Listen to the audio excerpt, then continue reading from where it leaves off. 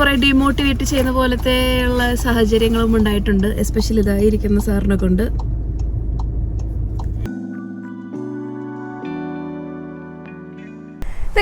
സിനിമാറ്റൊരു വ്ളോഗിലേക്ക് എല്ലാവർക്കും സ്വാഗതം.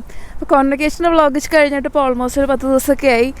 വ്ളോഗ് ഇടാൻ നല്ല ഗ്യാപ്പ് വന്നു. എന്താണെന്ന് വെച്ചാൽ പിള്ളേർക്ക് മാറി മാറി പനിയായിരുന്നു. അപ്പോൾ കോൺവെക്കേഷൻ ദിവസം സംഭവിച്ചതെന്താണെന്ന് വെച്ചിട്ടുണ്ടെങ്കിൽ, കോൺവെക്കേഷൻ എല്ലാം ഒരു 11:30 ആയപ്പോഴേക്കും സെറമണി എല്ലാം കഴിഞ്ഞു. അപ്പോൾ ഞാനും ജെഫും പിള്ളേരില്ലാതൊന്നും ലഞ്ച് കഴിക്കാമെന്ന് വെച്ചിട്ട് പുറത്തിറങ്ങി. ഞങ്ങളങ്ങനെ ബിങ്കി ബാൻസിന് പുറത്തിറങ്ങിയതും സ്കൂളിൽ നിന്ന് മെയിൽ വന്നു, ഡാനി നല്ല ഉറക്കമാണ്, അവൻ നല്ല ആക്റ്റീവ് അല്ല എന്ന് പറഞ്ഞിട്ട്. അപ്പോൾ ഞങ്ങൾ പറഞ്ഞു എന്നാൽ ഞങ്ങളൊന്ന് പിക്ക് ചെയ്യാമെന്ന് പറഞ്ഞു. അപ്പോൾ ഞങ്ങൾ ഓൾമോസ്റ്റ് സ്കൂളിൻ്റെ അടുത്ത് എത്താറായപ്പോൾ വീണ്ടും ഒരു കോൾ വന്നു, ഡാനിക്ക് സുഖമില്ല, പെട്ടെന്ന് എത്തണം എന്ന് പറഞ്ഞു. അപ്പോൾ ഞങ്ങൾ പെട്ടെന്ന് എത്തിയെന്ന് പറഞ്ഞു. അപ്പോൾ ഞങ്ങൾ എത്തിയപ്പോഴേക്കും അവന് ടെമ്പറേച്ചർ കൂടിയിട്ട് സീഷർ വന്നു തുടങ്ങി. അപ്പോൾ അതിൻ്റെ പ്രൊസീജിയർ എന്ന് വെച്ചിട്ടുണ്ടെങ്കിൽ അവർ ആംബുലൻസിന് വിളിക്കണം എന്നാണ്. അങ്ങനെ കോൺവെക്കേഷൻ കഴിഞ്ഞിട്ട് ഞങ്ങൾ നേരെ പോയത് സ്കൂളിലേക്ക്. സ്കൂളിൽ നിന്ന് പിന്നെ ഞാനും ഡാനിയും കൂടെ ആംബുലൻസിൽ ഹോസ്പിറ്റലിലേക്ക് പോയി. ജെഫ് പിന്നെ കാറിൽ ജോയിൻ ചെയ്തു. അപ്പോൾ അവന് സീഷർ കൂടിയത് കാരണം, അവന് ടെമ്പറേച്ചർ കൂടിയത് കാരണം സീഷർ വന്നതാണ്. അതിന് മുന്നേ ഒരു പ്രാവശ്യം വന്നിട്ടുണ്ട്. ഞങ്ങളൊരു ഹോസ്പിറ്റൽ ഓൾമോസ്റ്റ് 2 മണിയായപ്പോഴേക്ക് എത്തി. തിരിച്ച് വീട്ടിലൊരു 8-8:30 എത്തി. അപ്പോൾ ഞങ്ങളുടെ അടുത്തൊരു നെയ്ബർ ഉണ്ട്. അപ്പോൾ സാമിനെ പിക്ക് ചെയ്യുന്ന കാര്യം അവരെ ഏൽപ്പിച്ചു. അപ്പോൾ സാം ഒരു 6 വരെയൊക്കെ അവരുടെ വീട്ടിലുണ്ടായിരുന്നു. എന്നിട്ട് ഞാൻ നേരത്തെ ഇറങ്ങി സാമിനെ പിക്ക് ചെയ്ത് പോന്നു. ജെഫും ഡാനിയും കൂടെ തിരിച്ച് വീട്ടിലെത്തുമ്പോഴേക്കും 8:30 അപ്പോൾ ഹോസ്പിറ്റലിലെ കഥകൾ പറയാം. അതിന് മുന്നേ ഇവിടെ സീസൺ മാറി, ഫോള് കഴിഞ്ഞു, വിൻ്റർ എത്തി തുടങ്ങി. അപ്പം നമ്മൾ മുന്നേ കണ്ടിട്ടുള്ള താറാവൊക്കെയുള്ള സ്ഥലമാണത്. അവിടെ ഇപ്പോൾ കണ്ടോ ഫുൾ സ്നോ വന്ന് തുടങ്ങിയിട്ടുണ്ട്. ഇപ്പോൾ സ്നോ തുടങ്ങിയിട്ട് 3ാമത്തെ ദിവസം ആയിട്ടുള്ളൂ. കുറച്ചും കൂടെ കഴിയുമ്പോഴേക്കും ഇവിടെ നന്നായിട്ട് ഫോർമേഷൻ ആകും. തണുപ്പ് നന്നായിട്ടുണ്ട്. ഇപ്പോൾ -1 ആണ്. അപ്പോൾ ഞാൻ പിള്ളേരെ പിക്ക് ചെയ്യാൻ വേണ്ടി പോയിക്കൊണ്ടിരിക്കുകയാണ്. അപ്പോൾ ഹോസ്പിറ്റൽ കാര്യങ്ങൾ പറയാം അടുത്തത്. അപ്പോൾ ഹോസ്പിറ്റലിലെ കാര്യം പറയാം. അപ്പോൾ ഞങ്ങൾക്കിപ്പോൾ ഹിപ്പ് കാർഡ് കിട്ടിയിട്ടുണ്ട്, അതായത് ഒണ്ടാരിയോ ഹെൽത്ത് ഇൻഷുറൻസ് പ്ലാൻ എന്ന് പറഞ്ഞ കാർഡ് കിട്ടിയിട്ടുണ്ട്. അതുള്ള സ്ഥിതിക്ക് ഈ ഒരു ഹോസ്പിറ്റൽ വിസിറ്റ്സ് എല്ലാം കവേർഡാണ്. നമ്മളൊന്ന് എക്സ്ട്രാ പേ ചെയ്യേണ്ട. ആംബുലൻസ് വിസിറ്റും എല്ലാം കവേർഡാണ്.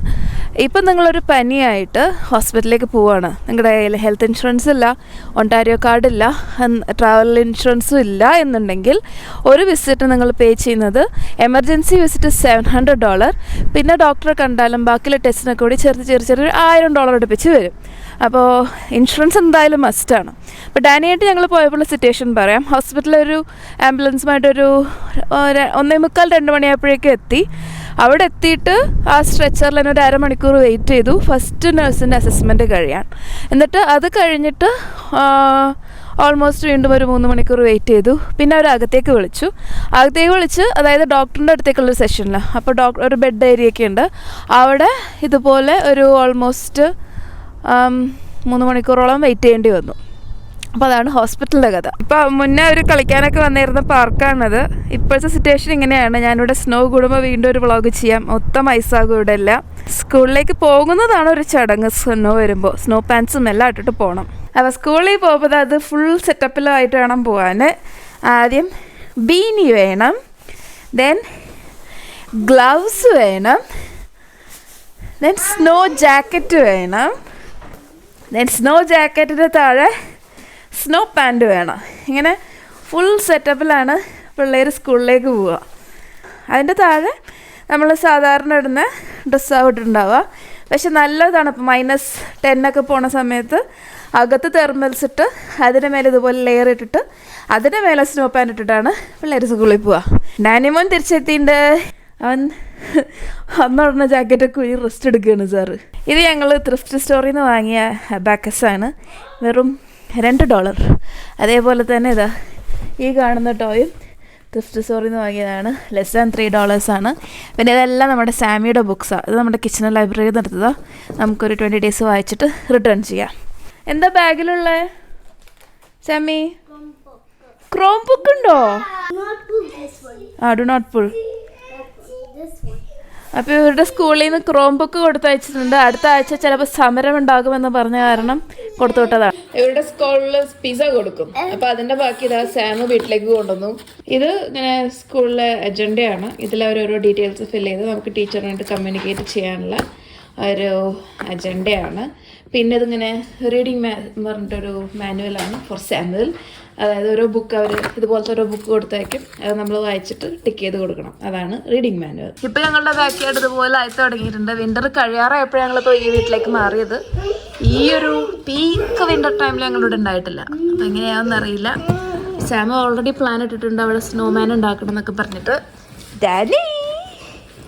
ഞാൻ ഈ വീട്ടിലെത്തിയ സന്തോഷത്തില്ല. കോളേജിലെ പഠിത്തം കഴിഞ്ഞിട്ടുള്ള കുറേ സ്റ്റേജസിലത്തെ ചലഞ്ചസ് ഓരോന്ന് ഞാൻ ഫേസ് ചെയ്തുകൊണ്ടിരിക്കുകയാണ് അറ്റ് ദ മൊമെന്റ്. അതായത് നമ്മുടെ PGWPയുടെ അപ്ലൈ ചെയ്തിട്ടുണ്ട്, പക്ഷേ ഡോക്യുമെന്റ് കൈ കിട്ടിയിട്ടില്ല. അപ്പോൾ അങ്ങനെ ഒരു സ്റ്റേറ്റസ് വരുമ്പോൾ എന്ന് വെച്ചിട്ടുണ്ടെങ്കിൽ നമ്മുടെ സിൻ ഡോക്യുമെന്റ് എക്സ്പയർ ആകും. IRCCയുടെ വെബ്സൈറ്റിൽ പറയുന്നുണ്ട് സിൻ ഡോക്യുമെന്റ് എക്സ്പയർ ആയിട്ടുണ്ടെങ്കിലും കുഴപ്പമില്ല, നമ്മൾ മെയിൻറ്റെയിൻ സ്റ്റാറ്റസിലാണ് എന്നുണ്ടെങ്കിൽ. പക്ഷേ പല HR മാനേജേഴ്സിനും ഈ കാര്യത്തിനെ കുറിച്ച് അറിയില്ല. അപ്പോൾ അവർ പറയണതെന്ന് വെച്ചിട്ടുണ്ടെങ്കിൽ നമ്മുടെ PGWP ഉണ്ടെങ്കിലേ വർക്ക് സ്റ്റാർട്ട് ചെയ്യാൻ പറ്റുള്ളൂ എന്നൊരു കണ്ടീഷൻ പറയാണ്.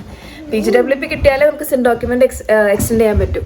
PGWP അപ്ലൈ ചെയ്ത് ചിലപ്പോൾ 4 months കഴിഞ്ഞാലേ കിട്ടും. അപ്പം 2 months ആയിട്ടുള്ളൂ. അപ്പോൾ ഒന്ന് ഫ്ലാഗ് പോളിഷ് ചെയ്ത് നോക്കിയാലോ എന്ന് ആലോചിക്കുന്നുണ്ട്. കാരണം നമുക്ക് ജോലിക്ക് കയറണമെന്നുണ്ടെങ്കിൽ അങ്ങനത്തെ ഒരു സ്റ്റെപ്പ് എടുത്തേ പറ്റൂ. അപ്പോൾ നമ്മുടെ ജെഫിൻ കാക്കശ്ശേരി വീട്ടിലെത്തിയിട്ടുണ്ട്. വീട്ടിലെത്തിയോണ്ട് ഞങ്ങൾ ജെഫിൻ കാക്കശ്ശേരിനെ വീണ്ടും അടുത്ത ഡ്യൂട്ടി ഏൽപ്പിച്ചു. എന്താണ് ആ ഡ്യൂട്ടി? എന്താണ് അടുത്ത ഡ്യൂട്ടി? ഞങ്ങളെ തണുപ്പത്ത് കൊണ്ടുപോകാൻ വണ്ടി കയറി ഇതൊന്നും ഇങ്ങനെ ഉറക്കം തോന്നിയിരിക്കണ ജെഫേ? ഇന്നലെ രാത്രി ഉറങ്ങിയിട്ടില്ല, ഇന്നലെ കാലത്ത് ഉറങ്ങിയിട്ടില്ല. കാനഡയിൽ പട്ടിയെ പോലെ ഡോങ്കി. പട്ടിയെ പോലെ ഡോങ്കിയോ? ഡോങ്കി. ഇപ്പൊ സമയം 5 മണി ആവാറായി, ഇരുട്ടായി തുടങ്ങിയിട്ടുണ്ട്. ഞങ്ങൾ ചെറിയ ചെറിയ ഷോപ്പിംഗ് ആയിട്ട് ചെയ്യാൻ പോവുകയാണ്. അതുകൊണ്ട് ഈ വ്ളോഗ് ഇവിടെ വൈൻഡപ്പ് ചെയ്യുകയാണ്. കണ്ടിന്യൂസ് ആയിട്ട് വ്ളോഗ് ഇടണമെന്നൊക്കെ ആഗ്രഹമുണ്ട്, പക്ഷെ തിരക്ക് കാരണം പറ്റാത്തതാണ്. പിന്നെ കുറെ ഡിമോട്ടിവേറ്റ് ചെയ്യുന്ന പോലത്തെ ഉള്ള സാഹചര്യങ്ങളും ഉണ്ടായിട്ടുണ്ട്, എസ്പെഷ്യലി ഇതായിരിക്കുന്ന സാറിനെ കൊണ്ട്. അതായത് ഞാൻ പറയാൻ വന്നതെന്ന് വെച്ചിട്ടുണ്ടെങ്കിൽ ഇപ്പൊ നമ്മള് ഞാൻ പോസിറ്റീവ് ആയിട്ട് തന്നെ പറഞ്ഞിട്ടുള്ളൂ എന്റെ വ്ളോഗില്. നിന്റെ വ്ളോഗിൽ നീ പറയേണ്ട പോസിറ്റീവ് ആയിട്ട്, നെഗറ്റീവ് കാര്യങ്ങളും ഞാൻ പറഞ്ഞിട്ടുണ്ട്. പോസിറ്റീവ് ആയിട്ട് എന്തെങ്കിലും ചെയ്യാനുണ്ടോ അവിടെ? എന്ത് നെഗറ്റീവ്? അതായത് നമ്മൾ പോസിറ്റീവ് കാര്യങ്ങൾ എന്തൊക്കെ ചെയ്യാണ്ടെന്ന് ചോദിച്ചാൽ ചെയ്യാൻ ഇഷ്ടം പോലെ ഉണ്ട്.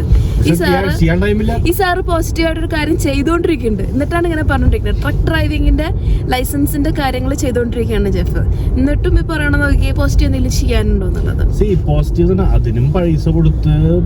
പിന്നെ ഫ്രീ ആയിട്ടൊന്നും കിട്ടില്ല. There is no free lunch എന്ന് പറയും ജെഫേ.